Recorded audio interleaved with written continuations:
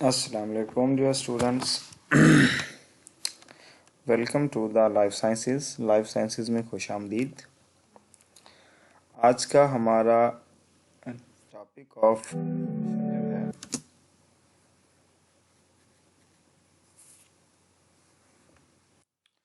वो होगा levels of biological organisation. इस लेवल ऑफ बायोलॉजिकल ऑर्गेनाइजेशन में हमारे पास जो फर्स्ट डे लेक्चर है वो होगा बायो एलिमेंट्स के ऊपर कि what are bio elements. Bio elements को डिस्कस करने से पहले हमें जानना चाहिए कि एटम क्या होता है।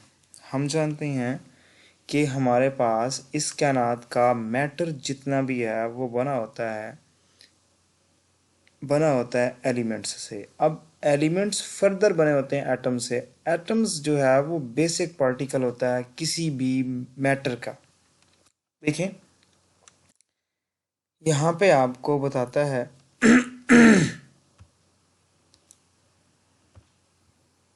कि atom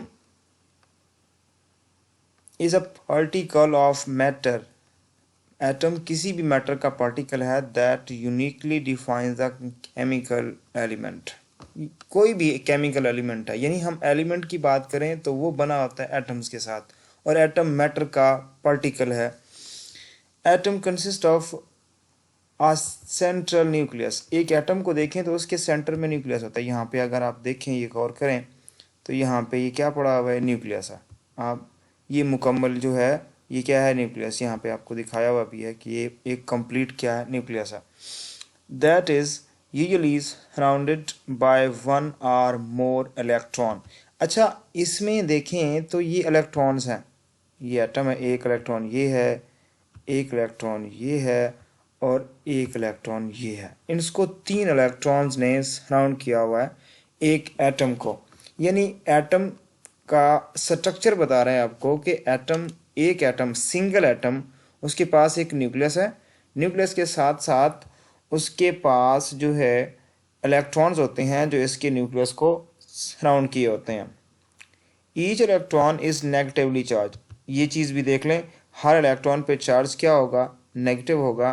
the nucleus is positively charge. अच्छा, न्यूक्लियस जो है इसके ऊपर चार्ज क्या होता है, इसके ऊपर चार्ज नेगेटिव होता है, जबकि इलेक्ट्रॉन जो है इसके ऊपर चार्ज क्या होता है, नेगेटिव होता है। न्यूक्लियस के ऊपर चार्ज किस वजह से होता है, इसमें 2 पार्टिकल है, एक प्रोटॉन है और एक जो है वो न्यूट्रॉन है। अब न्यूक्लियस के ऊपर जो ये चार्ज पॉजिटिव है ये होता है किस वजह से, इन प्रोटॉन्स की वजह से, क्योंकि इसके ऊपर चार्ज क्या होता है, पॉजिटिवली चार्ज पार्टिकल है। And contain one or more relatively heavy particle known as proton and neutron। एक एटम की स्ट्रक्चर जो है वो कुछ इस तरह से होती है। ओके बेटा, देखें, ये आपको पीरियोडिक टेबल में दिखाए गए एलिमेंट्स हैं। ये बात याद रखिएगा बेटा, ये सारे के सारे आपको जो एलिमेंट्स दिखाए गए हैं ये एलिमेंट्स हैं। अभी यहाँ पे आपको दिखाए हुए हैं कितने, 103 एलिमेंट्स। या अब तक वैसे न्यू बुक्स में 118 एलिमेंट ऐसे हैं जो अभी तक बनाए जा चुके हैं या प्रिपेयर हो चुके हैं या आ चुके हैं अभी तक। तो वो कितने, 118। लेकिन इन 118 में से जो अभी आपको यहाँ पे 103 दिखा रहा है, इसमें से ओनली 92 एलिमेंट्स जो हैं वो क्या होते हैं, नेचुरली अकरिंग हैं। अब बात अगर करते हैं हम इसकी एलिमेंट्स की, तो इनमें हमारे पास क्या होता है, an element is composed of atoms that have same atomic number. एक एलिमेंट, मैंने पहले बताया था, एटम सेम काइंड के एटम होंगे जिनका एटॉमिक नंबर सेम होगा, वो मिलके एक सिंगल एलिमेंट बनाते हैं। अब ये यहाँ पे अगर आपको एक हाइड्रोजन दिखाया हुआ है तो ये हाइड्रोजन एटम नहीं है बल्कि हाइड्रोजन एलिमेंट है। और इस पूरे पीरियोडिक टेबल में 103 एलिमेंट्स बताए हुए, एटम नहीं है।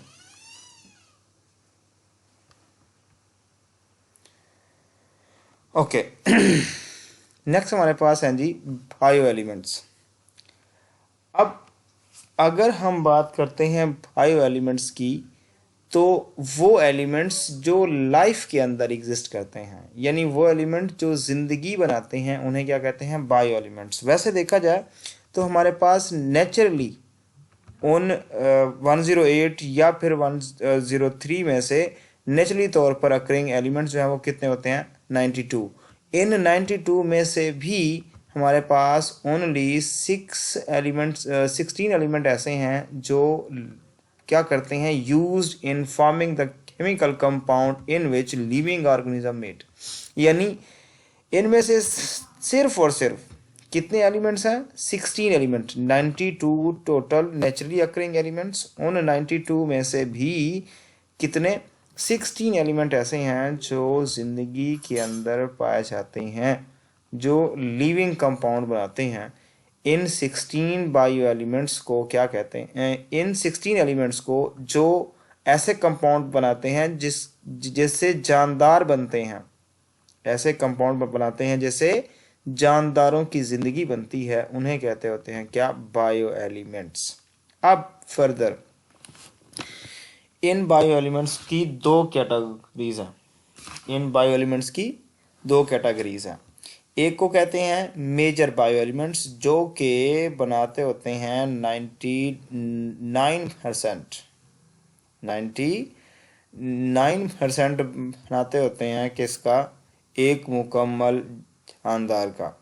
और ये टोटल इन नंबर जो हैं वो कितने हैं? 6 हैं। जबकि जो हमारे पास ट्रेस बायो एलिमेंट्स हैं, ये सिर्फ 1% बनाते होते हैं किसी भी जानदार की बॉडी का। और ये हमारे पास कितने हैं? ये हमारे पास होते हैं 10 bio elements. Let's see further. ये यहाँ पे आपको दिखाया हुए हैं major bio elements and trace bio elements. 6 bio elements जो हमारे पास होते हैं। नंबर 1 पे हमारे पास ऑक्सीजन है, जो कि किसी भी लिविंग ऑर्गेनिज्म में 65% होता है, और ये सबसे ज़्यादा होता है। यानी कि टोटल 100% में से 65% ऑक्सीजन है, बाकी 35%, बाकी 17 एलिमेंट्स आते हैं। ओके, नेक्स्ट हमारे पास सेकंड पे आता है कार्बन, जो कि कितना होता है? 18.5, और कुछ बुक्स में जो है इसको 18 बताया हुआ है।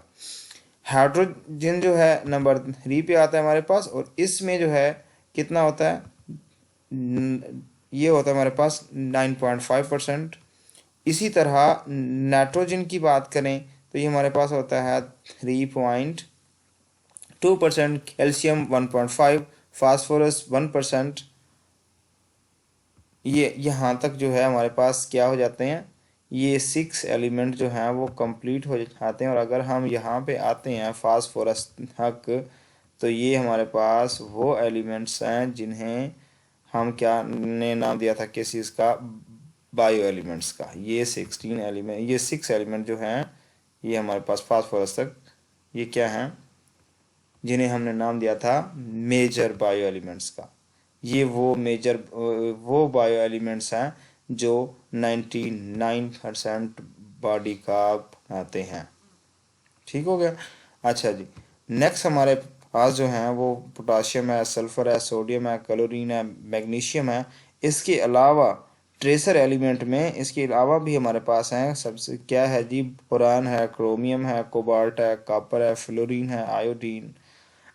इसके बाद आयरन है, मैंगनीज है, molybdenum and selenium, silicon, tin, vanadium and zinc. ये वो बायो एलिमेंट्स हैं जो लेस देन 1% बनाते हैं।